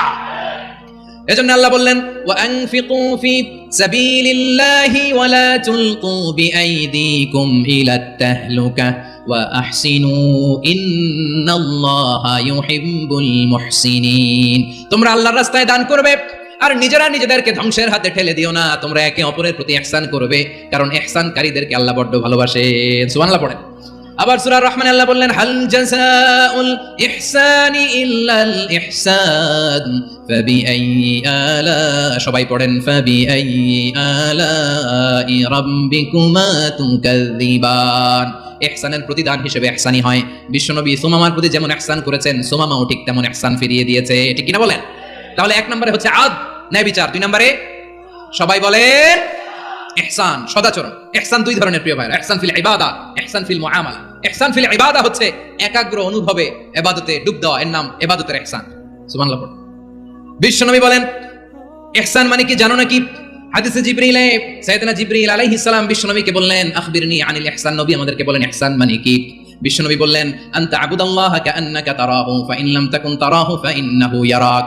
ইহসান মানে হলো এমন ভাবে তুমি আল্লাহর সামনে নিজেকে উজাড় করে ইবাদত করবে, তুমি ভাববে তুমি আল্লাহকে দেখতে পাচ্ছ। আর এটা যদি ভাবা তোমার জন্য কঠিন হয়ে যায়, অন্তত এতটুকু তুমি ভাববা যে আল্লাহ তোমাকে দেখতে পাচ্ছেন। ঠিক কিনা বলেন? ও আমার বীর চট্টলার ভাইরা, কেউ যেটা দেখে না সেটা দেখে কে? এই বিশ্বাস হৃদয়ের মধ্যে আছে? নামাজে যখন দাঁড়ান এই ফিলিংসটা আনা যাবে? হ্যাঁ, এই জন্য বিষ্ণু ইসলাম বলেছে এমন ভাবে নামাজে দাঁড়াও, ইবাদত করো, মনে করো হতে পারে এটাই আমার জীবনের শেষ নামাজ। পারফর্ম দ্য সালাহ as if this is your last and final prayer. এমন ভাবে সালাতে দাঁড়াও, ভাবো হতে পারে এটাই তোমার জীবনের শেষ নামাজ। এমন ভাবে নামাজে দাঁড়াও, ভাবো এটাই শেষ নামাজ। তাহলে নামাজে একাগ্রতা বাড়ায় দিবে কে? ফলে ইবাদতের ইহসান আমাদের অর্জিত হবে। আর মুআমালাতে ইহসান হলো, বিশ্বনবী বলেন, ইন্নাল্লাহা তাবারাকা ওয়া তাআলা কাতাবাল ইহসানা আলা কুল্লি শাই ফাইদা কাতালতুম ফাআহসিনুল কিতলা ওয়া ইদা যাবাহতুম ফাআহসিনুদ যাবহা ওয়ালিউহিদ্দা আহাদুকুম শাফরাতাহু ওয়ালিউরিহ যাবিহাতাহু। ইহসান দুই ধরনের। আওয়াজ করে বলতে হবে কয় ধরনের? সবাই বলুন আওয়াজ করে, কয় ধরনের? একটা হচ্ছে ইহসান ফিল ইবাদা, ইবাদতে ইহসান। ইবাদতে ইহসান কি? একাগ্র অনুভব দিয়ে ইবাদত করা, মন প্রাণ দিয়ে ইবাদত করা। আর মুআমালাতে ইহসান কি? সব কাজে, দৈনন্দিন কাজে, কর্মে, সামাজিক অ্যাক্টিভিটিতে কোমলতা প্রদর্শন করা, অনুগ্রহের সাথে সবকিছু করা। আল্লাহ তাআলা ইন্নাল্লাহা তাবারাকা ওয়া তাআলা কাতাবাল ইহসান আলা কুল্লি শাই, তিনি সবকিছুর ব্যাপারে ইহসানকে আবশ্যক করেছেন। সবকিছু, মুমিনের সব কাজে ইহসানের পরশ থাকবে। ওয়া ইদা কাতালতুম ফাহসিনুল কিতলা। আচ্ছা, কুরবানির দিন আমরা পশুগুলোরে কি করি? বলেন সবাই আওয়াজ করে, জবাই। জবাই মানে তো এটা মেরেই ফেলতেছি, একটু পরে তো টুকরো টুকরো করে গোশতগুলো খাবো, এটা তো খাবো, এটা তো মেরেই ফেলবে। বিষ্ণু বলে না, জবাইয়ের মধ্যেও মুমিনের জবাইয়ের ভেতরেও ইহসানের পরশ থাকা চাই। যখন জবাই করবে প্রাণীটাকে হাত পা টাইট করে বেঁধে নাও, ছুরিটাকে শার্পেন করে নাও, ধারালো করে নাও, যাতে অল্প সময়ে জবাইটা হয়ে যায়, প্রাণীটা যাতে কম কষ্ট পায়। সুবহানাল্লাহ পড়ে। দিস ইজ কল্ড ইহসান। ইহসান আল্লাহ তাআলা যেমনি আদলের আদেশ করেছেন, ন্যায় বিচার, জাস্টিস এনশিওর করতে বলেছেন, সমাজে ইহসানের ব্যবহার, ইহসানের অনুশীলন তিনি করতে বলেছেন। এজন্য মুমিনের প্রতিটি কাজে, আমার চট্টগ্রামের ভাইরা আমার দিকে তাকান, খেয়াল করে শুনুন, মুমিন জীবনের প্রতিটি কাজে ইহসানের পরশ থাকা চাই। আমরা যেন আমাদের পরিবারের প্রতি ইহসান করি, আমরা যেন আমাদের কর্মচারীদের প্রতি ইহসান করি, আমরা যেন আমাদের কলিগদের প্রতি ইহসান করি, আমরা যেন আমাদের ভাইদের প্রতি ইহসান করি। মুমিন জীবনের প্রতি কাজে ইহসানের পরশ থাকার দরকার আছে না নাই? কথা বুঝতে পেরেছেন? তাহলে আল্লাহ তাআলার তিনটা আদেশ ছিল, কয়টা গেল? ভুলে গেছে, ভুলে গেছে চট্টগ্রাম। তিনটা আদেশের মধ্যে কয়টা বললাম? প্রথমে কি ছিল? আদল। দুই নম্বরে, তিন নম্বরে রব্বুল আলামিন বললেন, ওয়া ইতাইদিল কুরবা, নিকটাত্মীয়দেরকে দান করো। নিকটাত্মীয়দেরকে দাও, যারা তোমাদের ব্লাড কানেকশনের আত্মীয়, তাদেরকে তোমরা দাও। এখানে জেনারেলি বললেন দাও, কি দিব সেটা তিনি এখানে বলেন নাই, সেটা তিনি সূরাতুল ইসরার মধ্যে বলেছেন। আল্লাহ বলেন, ওয়া আতিদাল কুরবা হাক্কা, নিকটাত্মীয়দেরকে তাদের অধিকার, তাদের প্রাপ্য তোমরা বুঝিয়ে দাও। দেখেন, একটা শান্তির সমাজ, একটা সমৃদ্ধ সমাজ, একটা মানবিক সমাজ গঠনের জন্য আল্লাহ তাআলা বেশি না, মাত্র তিনটা অর্ডার, তিনটা ভার্ডিক্ট তিনি জারি করেছেন। এক নাম্বার সুশাসন, ন্যায় বিচার। দুই নাম্বার ইহসান। তিন নাম্বার নিকটাত্মীয়, যারা কাছের, তোমার ভেরি ক্লোজ রিলেশনশিপে আছে, তাদেরকে দাও। দাও, দিলে বাড়িয়ে দেয় কে? অনেকে দিতে চায় না, কৃপণতা করে। দিলে বাড়ায় দেয় কে? বমিয়া মদিনার মধ্যে সব চাইতে গরিব সাহাবী ছিল বেলাল রাদিয়াল্লাহু তাআলা আনহু। ওনার এন্টায়ার অ্যাসেট, সম্পদের পরিমাণ কতদূর জানেন? একটা লুঙ্গি। বেলাল রাদিয়াল্লাহু তাআলা আনহু, ওনার টোটাল ওয়েলথের এস্টিমেশন হচ্ছে মাত্র একটা লুঙ্গি। একটা লুঙ্গি, টোটাল ওয়েলথ এস্টিমেশন, টোটাল সম্পদের বেলাল রাদিয়াল্লাহু তাআলা আনহু কি ছিল? কথা বোঝে নাই বোধহয়, কি ছিল? ওই বেলাল রাদিয়াল্লাহু তাআলা আনহুকে বিষ্ণু ইসলাম বলেছেন, আনফিক ইয়া বেলাল, ও বেলাল তুমিও দাও। ওয়ালা তাখশা মিন যিল আরশি ইখলালা, আরশের অধিপতির তো কোনো ঘাটতি নাই, তুমি দিলে ওই আল্লাহ তোমারে বাড়ায় দিবে। এজন্য আমার প্রিয় ভাইয়েরা, দিলে কমে না, দিলে বাড়ে। অনেকে ধরে রাখে, নতুন কিছু নিতে পারে না, হাত দিয়ে যেটা ধরে রেখেছেন এটা দিয়ে দেন, বড় একটা ধরার সুযোগ পাবেন। জোরে বলেন ঠিক কিনা? ধরেন 5 কেজি ওজনের একটা ধরে রাখছেন, এখন 10, এটা না চালে 10 কেজি ধরতে পারবেন আপনি? আচ্ছা, 10 কেজির জিনিস একটা আছে হাতে, ওইটা যদি ছেড়ে দেন তাহলে না 15 কেজি ধরতে পারবেন। কথা বলেন ঠিক কিনা? তাহলে দিলে বাড়িয়ে দেয় কে? রব্বুল আলামিন বললেন 3 নাম্বার আদেশ হলো তোমাদের প্রতি সমাজটারে কেমন করে মানবিক সমাজ, সুন্দর সমাজ গড়বা। 3 নাম্বার আদেশ হলো ওয়াআতিদাল কুরবা হাক্কা, নিকটাত্মীয়দেরকে তাদের প্রাপ্য বুঝিয়ে দাও। এই নিকটাত্মীয়দেরকে তাদের অধিকার বুঝিয়ে দেওয়া, প্রাপ্য বুঝিয়ে দেওয়াতে আমাদের গাফলতি আছে না নাই? চট্টগ্রামে নাই? মাশাআল্লাহ আছে, আছে। অনেকে দেখবেন অনেক আল্লাহওয়ালা, তাহাজ্জুদ গুজার, সেজদা দিতে দিতে কপালে কালো দাগ ফেলে দিছে, সে তার বোনের হকটা আদায় করে নাই। আছে না নাই? হ্যাঁ, এখানেও আছে। সর্বনাশ। অনেক বড় হাজী সাহেব, বিশাল লম্বা দাড়ি, ছেলেরে সব দিয়ে দিছে, মেয়েরে কিছু দেয় নাই, মেয়ের হক আদায় করে নাই। আছে না নাই? এই হাজী সাহেবেরা, এই আল্লাহওয়ালারা কিয়ামতের ময়দানে আটকে যাবে। আপনি অন্যের অধিকার নষ্ট করেছেন, তাদের রাইটস কে ভায়োলেট করেছেন। এজন্য আল্লাহ তাআলা বলেন, কারো অধিকার যদি কেউ নষ্ট করে, ওই সমাজটা মানবিক সমাজ কঠিন কালেও হতে পারে না। এজন্য 3 নম্বর আল্লাহ বললেন, ওয়া ইতাইদিল কুরবা, নিকটাত্মীয়দেরকে দাও। কি দিবা? তাদের অধিকার দিয়ে দাও। বোনের অধিকার বুঝিয়ে দাও, মেয়ের অধিকার বুঝিয়ে দাও, ফুফুর অধিকার বুঝিয়ে দাও। দেখবেন অনেক মায়েরা ছেলের পাতে মুরগির রান দেয়, মেয়ের পাতে দেয় মুরগির ঠ্যাং। এরকম আছে না নাই? ছেলেরা কি দেয়? মুরগির। মেয়ের পাতে কি দেয়? তো মেয়ের কি মুরগির রান খেতে মনে চায় না? মনে চায় না?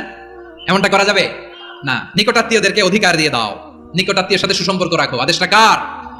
এজন্য প্রিয় ভাইরা, জীবনে যদি বারাকা অর্জন করতে চান, নিকটাত্মীয়দের সাথে সুসম্পর্ক রাখতে হবে, তাদের জন্য উপহার পাঠাতে হবে। বিশ্বনবী বলেন, লা ইয়াদখুলুল জান্নাতা কাতে, যে ব্যক্তি আত্মীয়তার সম্পর্ককে ছিন্ন করে দেয়, সে কঠিন কালেও আল্লাহর জান্নাতে ঢুকবে না। আপনি কি এটা সহজ হাদিস মনে করছেন? এটা সহজ কথা? আপনি ভাবছেন আপনার নামাজ আপনার বাঁচাতে পারবে, আপনার রোজা বাঁচাতে পারবে, আপনার তাহাজ্জুদ আপনার বাঁচাতে পারবে? অধিকার নষ্ট করলে কিছুই আপনার বাঁচাতে পারবে না।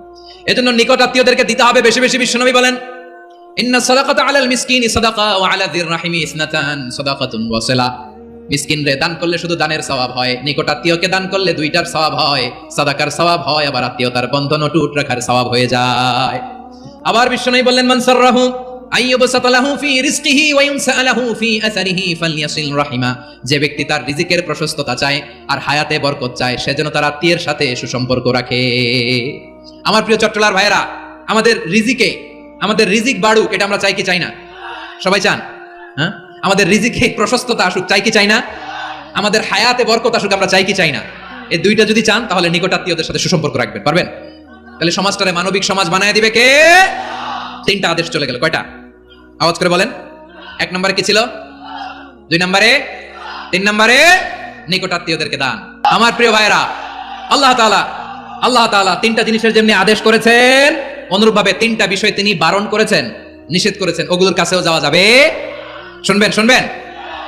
রাব্বুল আলামিন বলেন, ওয়ায়ানহা আনিল ফাহশাই ওয়াল মুনকারি ওয়াল বাগি।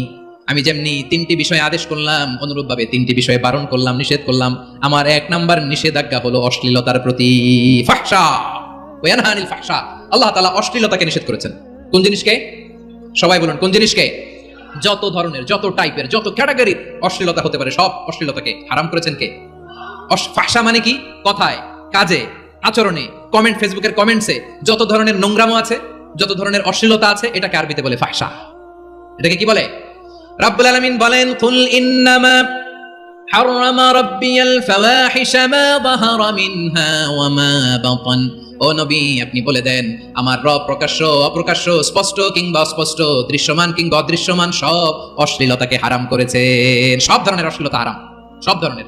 আল্লাহ তাআলা আমাদেরকে অশ্লীলতা থেকে বাঁচায়, অশ্লীলতা থেকে তিনি আমাদেরকে হেফাজত করুক, পড়েন আমিন। এবার বলেন, আমাদের সমাজে অশ্লীলতা আছে না নাই? চট্টগ্রামে নাই? আমি কই নাই, ওনারা বলে আছে। দেখছেন, আমি সামহাও বাঁচায় দেওয়া ট্রাই করতেছি, ওনারা বলে আছে। অশ্লীলতা নানা ভাবে, নানা নামে, নানা মোড়কে আমাদের সমাজে আছে না নাই? সংস্কৃতির নামে, ফ্যাশনের নামে, বিনোদনের নামে, উপন্যাসের নামে, কনসার্টের নামে অশ্লীলতা আছে না নাই? আপনি দেখেছেন কনসার্টগুলোর অবস্থা? এই যে আতিফ আসলাম যে আসছে আমাদের দেশে, তারপর কে কে আসছে, আমাদের তরুণ তরুণীরা, আমাদের যুবক যুবতীরা, আমাদের জেনজিরা, কি অবস্থা ওইখানে? হ্যাঁ, কি অবস্থা? কে বাঁচাবে ওদের? কে রক্ষা করবে ওদের ইমানের, ওদের চরিত্রের হেফাজতের গ্যারান্টি কে দিবে? কনসার্টের নামে অশ্লীলতা আছে না নাই? ছেলে মেয়ে একে অপরকে জড়ায় ধরতেছে, একে অপরকে চুমু খাচ্ছে প্রকাশ্যে, দিবালোকে, গণমানুষের সামনে। আল্লাহ তাআলা এই অশ্লীলতা থেকে আমাদেরকে বেঁচে থাকতে বলেছেন, বেঁচে থাকতে বলেছেন। রূপালী জগতের নামে অশ্লীলতা আছে না নাই? এই টার্মটা আপনারা জানেন না? রূপালী জগৎ কি জগৎ? আসলে কি রূপালী জগৎ না অন্ধকার জগৎ? আমার বোনেরা, আপনাদেরকে যে কি বলে তারা বুঝায়, রূপালী জগৎ শুনেই আপনি ভরকে যাবেন না। রূপালী জগতে যে নারী যত বেশি উলঙ্গ, সে নাকি তত বেশি সাহসী। জানেন? বলে এটা একটা সাহসী নারী, খুব সাহসী পদক্ষেপ তার। যত বেশি শরীর থেকে কাপড় নামাতে পারবে, যত বেশি বস্ত্রহীন হয়ে নিজেকে প্রেজেন্ট করতে পারবে, সে নাকি তত বেশি সাহসী। আমার চট্টলার ভাইরা, শয়তানের প্রথম এজেন্ডা ছিল বনি আদমকে বস্ত্রহীন করা। সে আদম এবং হাওয়া আলাইহিস সালামকে নিষিদ্ধ গাছের ফল খাইয়ে তাদেরকে বস্ত্রহীন করেছে। এই জামিনেও সে আমাদেরকে বস্ত্রহীন করতে চাইবে। এই রূপালী জগতের নামে তারা এটা করে। আমার প্রিয় বোনেরা, আপনি জানেন না আপনার দাম কত? ওরা আপনাদেরকে বিজ্ঞাপনের সস্তা পণ্য বানাতে চায়, ওরা আপনাদেরকে ওদের ভোগের লিপসার টুলস বানাতে চায়, ওরা আপনাদেরকে দিয়ে ওদের খায়েশ পূরণ করতে চায়। এটা আপনাদের জন্য মোটেও ডিগনিটি নয়, এটা আপনাদের জন্য সম্মান নয়। আপনার সম্মান শালীনতায়, আপনার সম্মান হেজাবে, আপনার সম্মান ভদ্রতায়, আপনার সম্মান আপনার ডিসেন্ট পোশাকে। পোশাক বলে দেয় এই নারীটা ভদ্র না অভদ্র, পোশাক বলে দেয় এই মেয়েটা কোন ঘরের মেয়ে। আওয়াজ করে বলেন ঠিক কিনা? আপনি জানেন না আপনারা এই সস্তা পণ্য বানায়, ভোগের পণ্য, বিলবোর্ডে আপনাকে উলঙ্গ করে উপস্থাপন করে। এই অশ্লীলতার সাথে ইসলামের কোনো সম্পর্ক। এজন্য আল্লাহ বলেন আমি অশ্লীলতাকে হারাম করেছি। অশ্লীলতাকে হারাম করার প্রথম কারণ হলো এর মাধ্যমে মানবতাকে অপমানিত করা হয়। কারণ মানুষের সম্মান মানুষের পোশাকে। মানুষ যখন পোশাকহীন হয়ে যায়, বস্ত্রহীন হয়ে যায়, তার সম্মান কমে যায়, ঠিক কিনা? অশ্লীলতাকে হারাম করার প্রথম কারণ হচ্ছে মানুষ মানুষকে অপমান করে। একটা নারী, সে তো সম্মানিত, নারী যে কত সম্মানিত নারীর এটা বুঝেই নাই। বিশ্বনবী বলেন আদ-দুনিয়া কুল্লুহা মাতা ওয়া খায়রু মাতা'আদ দুনিয়া আল মারাতু সালিহা। আমার বোনেরা, 5টা প্যান্ডেলে আপনারা এলইডিতে আমার আলোচনা শুনছেন, আমি জানি। আপনাদের এই গর্ভ যে কত দামি আপনি জানেন না। আপনার পেট থেকেই আসবে আগামী দিনের সালাহুদ্দিন আল আইয়ুবী, আপনার পেট থেকেই আসবে অনাগত দিনের ইমাম মাহদী আল মুনতাযর, আপনার পেট থেকেই আসবে অনাগত দিনের ফয়সাল, ওয়াসিম, মুগ্ধ, আবু সাইদের মতো বীর যোদ্ধা।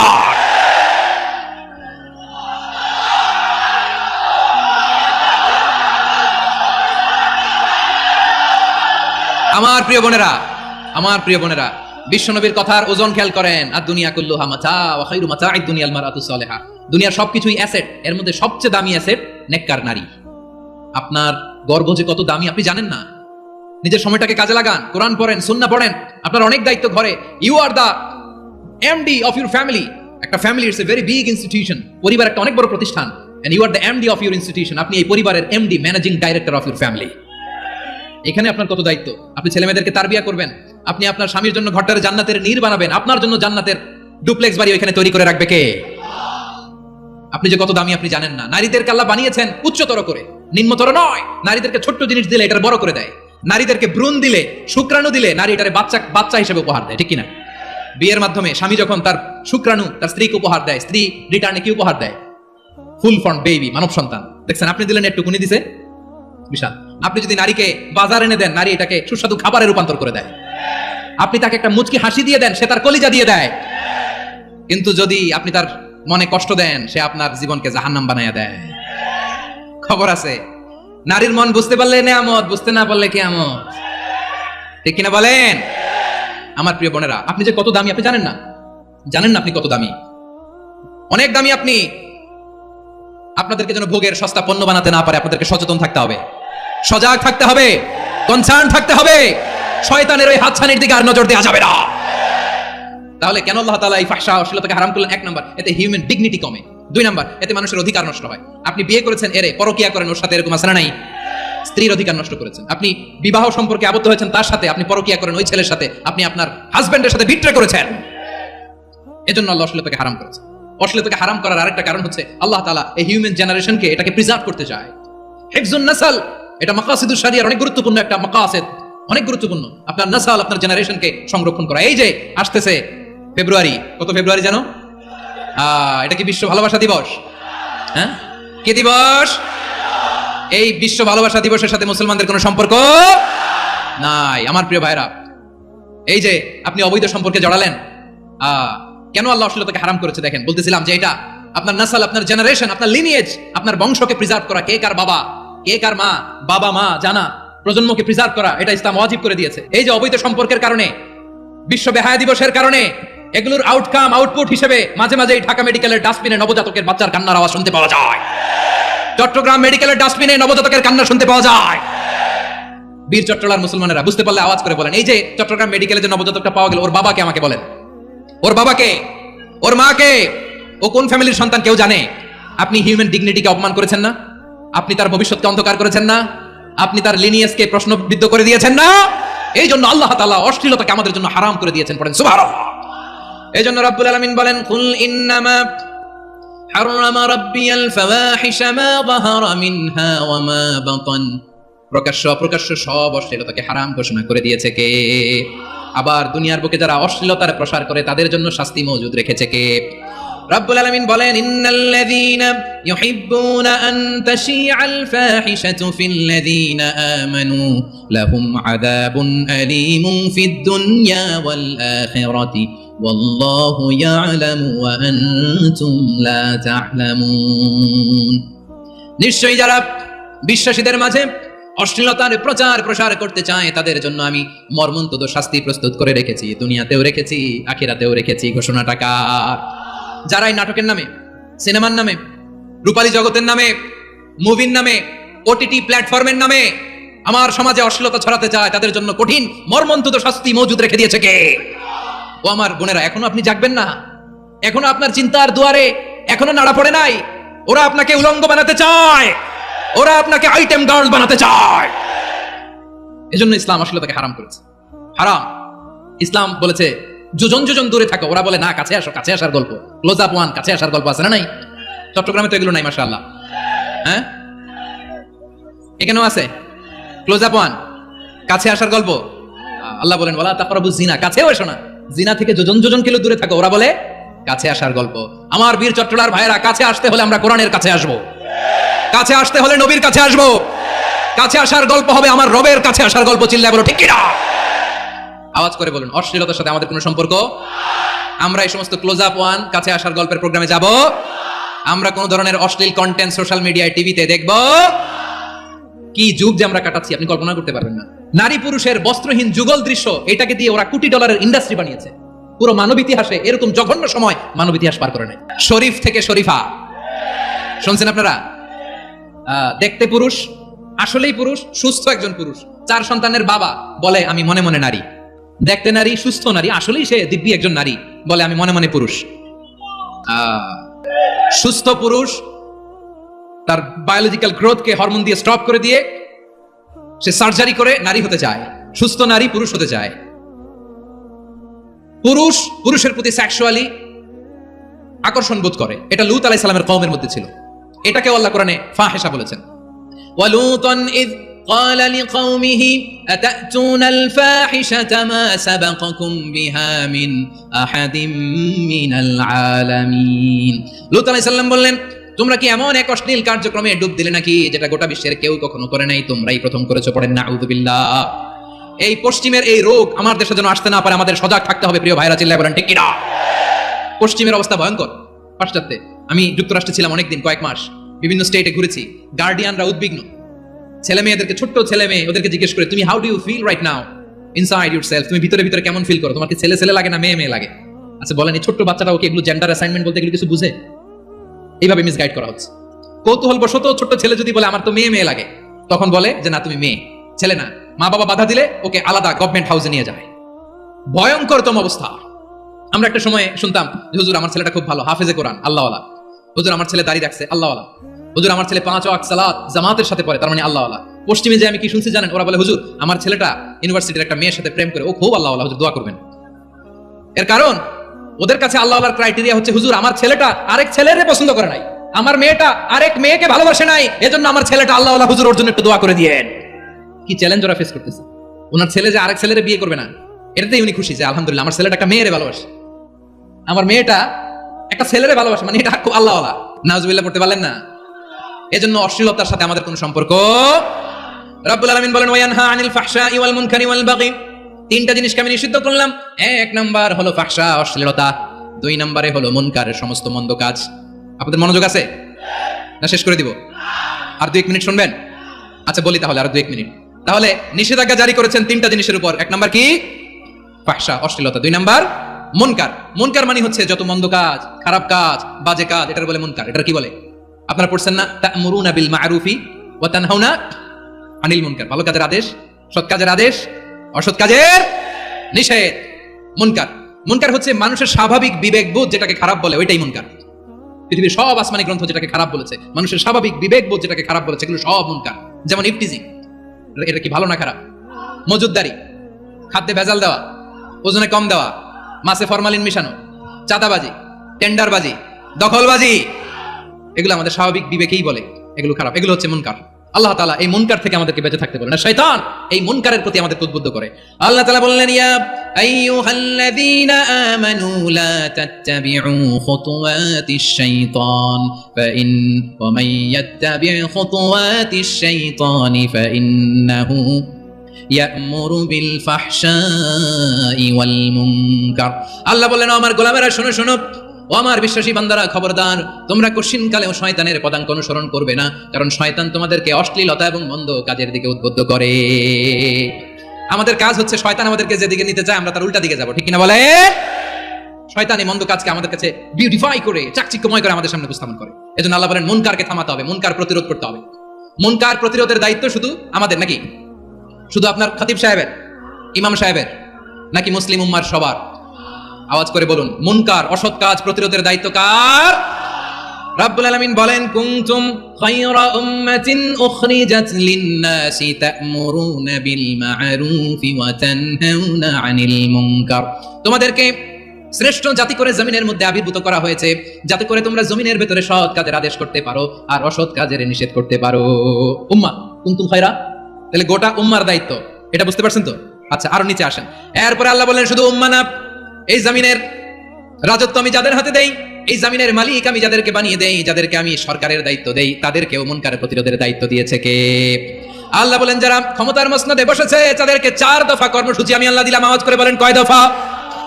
আল্লাহ বলেন আল্লাযীনা ইম্মাক্কান্নাহুম ফিল আরদি আকামুস সালাতা ওয়া আতাউজ যাকাতা ওয়া আমারু বিল মা'রুফি ওয়া নাহাউ আনিল মুনকার ওয়ালিল্লাহি আকিবাতুল উমুর। যারা এই জমিনের উত্তরাধিকার হয়েছে তারা 4 দফা কর্মসূচি নিয়ে সামনে আগাবা। সালাত কায়েম করবা, যাকাত আদায় করবা, সৎ কাজের আদেশ দিবা, অসৎ কাজ থেকে মুনকার প্রতিরোধ করবা। আদেশটা কার? আমার প্রিয় চট্টলার ভাইরা, পুরো উম্মার দায়িত্ব মুনকার প্রতিরোধ করা, সরকার প্রধানের দায়িত্ব মুনকার প্রতিরোধ করা। এরপর আল্লাহ বলেন প্রতিটা ফ্যামিলির যিনি প্রধান সিইও বাবা, প্রত্যেক বাবারও দায়িত্ব এই মুনকার প্রতিরোধ করা। আওয়াজ করে বলেন ঠিক কিনা? যেমনটি সাইয়েদনা লুকমান আলাইহিস সালাম ওনার কলিজার টুকরা সন্তানকে আদেশ করেছেন ইয়া বুনাইয়া আকিমিস সালাতা ওয়া'মুর বিল মা'রুফি ওয়ানহা আনিল মুনকার। পড়েন সুবহানাল্লাহ। বাবা ছেলেকে সবক দিচ্ছে। কে সবক দিচ্ছে? কাকে? লুকমান আলাইহিস সালাম ছেলেকে বলতেছে ওরে আমার কলিজার টুকরা সন্তান, ওরে আমার বাছা, নামাজ কায়েম করবা, সৎ কাজের আদেশ দিবা আর মুনকার প্রতিরোধ করবা, অসৎ কাজ সমাজ থেকে খারাপ কাজকে ঝেঁটে বিদায় করে দিবা। তাহলে দেখেন আমি স্টেপ বাই স্টেপ নামলাম। পুরো উম্মার দায়িত্ব, জমিনের উত্তরাধিকারী আল্লাহ যাদেরকে বানিয়েছেন সরকার তাদের দায়িত্ব, প্রতিটি ফ্যামিলির প্রধানের দায়িত্ব। এরপর বিশ্বনবী বলেন সচেতন প্রতিটি মুসলিমের দায়িত্ব সমাজ থেকে মুনকারকে উৎখাত করা। বিশ্বনবী বলেছেন মান রাআ মিনকুম মুনকারান ফালিয়ুগাইয়িরহু বিয়াদিহি ফাইন লাম ইয়াস্তাতি ফাবিলিসানিহি ওয়া ইন লাম ইয়াস্তাতি ফাবিকলবিহি ওয়া যালিকা আযআফুল ঈমান। সমাজে যে মুনকার দেখবে, খারাপ কাজ দেখবে, সেজন্য হাত দিয়ে সেটাকে থামায়। কি দিয়ে? আপনাদের তো হাত নাই না? হাত আছে, হাত আছে। ওরা যেই হাত দিয়ে অন্যায় করে ওটা প্রতিরোধের জন্য আমাদেরও হাত আছে না নাই? আমার প্রিয় ভাইরা, ওরা ওদের যেই হাত দিয়ে টেন্ডারবাজি করে, চাঁদাবাজি করে, ইফটিজিং করে, দখলবাজি করে, যেই হাত দিয়ে ওই মুনকার থামায় দেওয়ার জন্য আল্লাহর দিয়ে আমাদেরও দুটি হাত আছে না নাই? আমাদেরও হাত আছে। থামাইতে হবে, থামাইতে হবে, হিম্মত করতে হবে। আমার প্রিয় ভাইরা, না থামালে আমরাই ডুববো শেষমেশ। আমাদের বাঁচার জন্য হলেও থামাইতে হবে। রব্বুল আলামিন বলেন ওয়াত্তাকু ফিতনাতাল লা তুসিবান্নাল্লাযীনা যালামু মিনকুম খাসসা।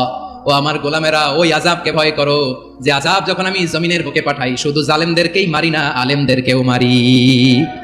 আযাব যখন আসে তখন শুধু জালিমই মরে না, আলেমও মরে। জানেন মুসা আলাইহিস সালামের পায়ে একবার একটা লাল পোকা কামড় দিয়েছে, লাল পিঁপড়া কামড় দিলে খুব আরাম লাগে না? কি লাগে? হ্যাঁ, জলে না? লাল একটা পিঁপড়া কামড় দিছে, তো উনি রেগে মেগে পাশি দেখে লাল পিঁপড়ার বাসা, পা দিয়ে ডলে মুছে সবগুলো পিঁপড়া মেরে ফেলছে। এই ঘটনাটা আল্লাহ ঘটিয়েছেন, এজন্য মুসা আলাইহিস সালাম ছিলেন কালিমুল্লাহ, সরাসরি আল্লাহর সাথে কথা বলতেন। তিনি আল্লাহকে জিজ্ঞেস করেছিলেন, আল্লাহ তুমি যখন কোন জনপদে আযাব পাঠাও, শাস্তি দাও, ওখানকার শুধু জালেমরাই তো মরে না, ভালো মানুষগুলাও মরে, তো আযাব দিবা মুশরিকদের উপর দিবা, অবাধ্যদের উপর দিবা, ভালো মানুষগুলোরে মারো কেন? আল্লাহ বলেন, মুসা তোমার যে কামড় দিছিল পায়ের মধ্যে পিঁপড়া, কয়টা পিঁপড়া? জোরে বলেন। একটা পিঁপড়া, তো সবগুলারে মারলা কেন? রেগে মেগে পুরো পিঁপড়ার বাসা ভেঙে মেসাকার করলা কেন? এই মুসা, আমি যখন অ্যাকশনে যাই, আমি যখন শাস্তি দেই, তখন এত বাস বিচার করা হয় না, বাস বিচার করা যায় না। যখন অ্যাকশনে যাওয়া হয়, ওইটা ডাইরেক্ট অ্যাকশন হয়ে যায়। চিল্লায় বলো ঠিক কি না? এজন্য আমাদের বাঁচার জন্য হলে ওই পাপ থামাতে হবে, এই শয়তানের অট্টহাসি থামাতে হবে, অন্যায় অপরাধ সমাজ থেকে আমাদের থামাতে হবে, কারণ আযাব আসলে ওরাও মরবে, আমরাও মরবো। একটা জাহাজ 2 তলা, আপনি আছেন 2য় তলায়, শুনতেছেন? জাহাজ কয় তলা? আপনি কোন তলায়? 2য় তলায়। নিচের তলার কিছু লোক জাহাজের তলা ছিদ্র করতে আরম্ভ করছে। কি ছিদ্র করতেছে? আচ্ছা, জাহাজের তলা ছিদ্র করলে তলা দিয়ে কি ঢুকে? এখন আপনি যদি বলেন আমার কি, আমি তো 2 তলায়, আমার কি, আমি তো সেফ, আমি তো সেফ জোন, আমি তো ভালো আছি, ওরা ছিদ্র করে ওরা মরবে। আসলে কি শুধু ওরা মরবে, নাকি তলা ফুটো হলে ভিতরে পানি ঢুকলে আপনারও শরীর সমাধি হবে? তলা দিয়ে যখন পানি ঢুকবে, জাহাজ ঢুকলে আপনিও মরবেন। এজন্য নিজে মরার আগে ওই পাগলগুলোর নিচ তলায় যেয়ে থামাতে হবে। চিল্লায় বলেন ঠিক কি না? এজন্য আল্লাহ বললেন, মুনকার প্রতিরোধের দায়িত্ব সমাজের টপ টু বটম সবার, পুরো আম্মার দায়িত্ব, সরকার প্রধানের দায়িত্ব, প্রতিটি ফ্যামিলির প্রধান বাবার দায়িত্ব, বিশ্বনবী বললেন প্রতিটি সচেতন মুসলিমের দায়িত্ব।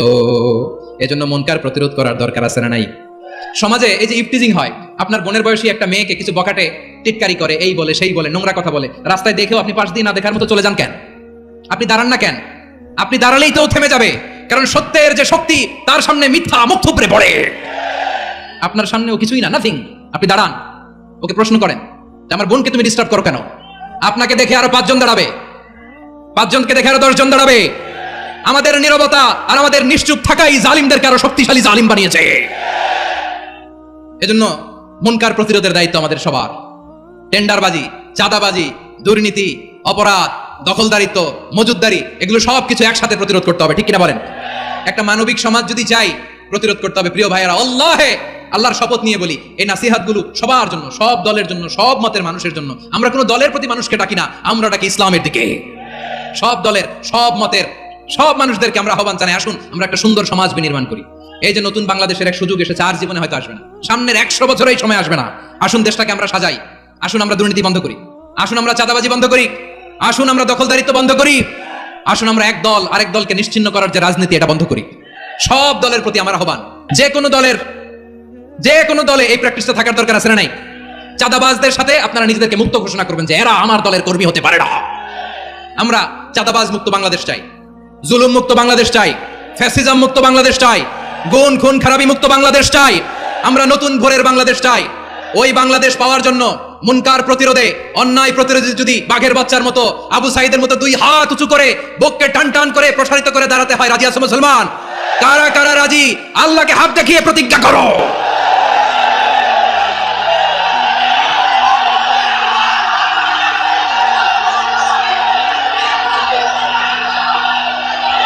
আমার প্রিয় ভাইয়েরা, বসুন আমার ভাইয়েরা।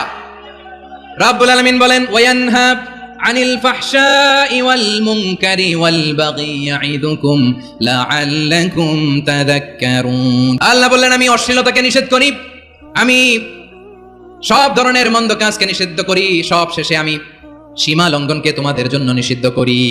আলোচনা মনে আছে তো? না ভুলে গেছেন? নিষিদ্ধ করেছেন কয়টা জিনিস?